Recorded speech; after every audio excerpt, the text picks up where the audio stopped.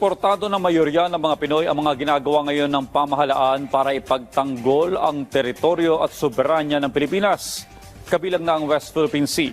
Base yan sa sinagawang survey na may respondents sa iba't ibang bahagi ng bansa. Yan ang ulat ni Patrick De Jesus. Tiniyak ng Armed Forces of the Philippines na mananatiling profesional ang mga sundalo sa kanilang mandato sa West Philippine Sea alinsunod sa international law, kasabay ng pagpapatuloy ng transparency o pagsasapubliko sa mga impormasyong dapat malaman patungkol sa mga karagatang sakop ng Pilipinas. Kasunod na rin ito ng 2026 first quarter tugon ng masa survey ng Okta Research kung saan mayorya ng mga Pinoy ay suportado ang pagprotekta sa pambansang teritoryo, partikular ang West Philippine Sea. Nagsisilbing inspirasyon ito sa AFP para labanan ang panghihimasok at mga iligal na aktibidad sa karagatan ng bansa at igiit ang karapatan ng Pilipinas base sa survey na kinomisyon ng AFP at isinagawa noong Marso na may 1,200 respondents sa iba't ibang panig ng Pilipinas.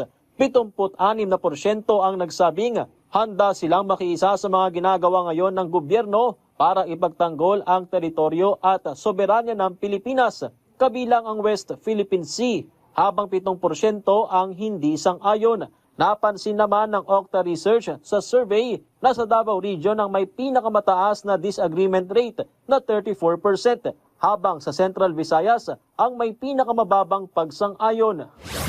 Samantala, hindi lang sa mga barko, kundi dinadagdagan at pinalalakas din ang mga air asset ng Philippine Navy para sa maritime domain awareness.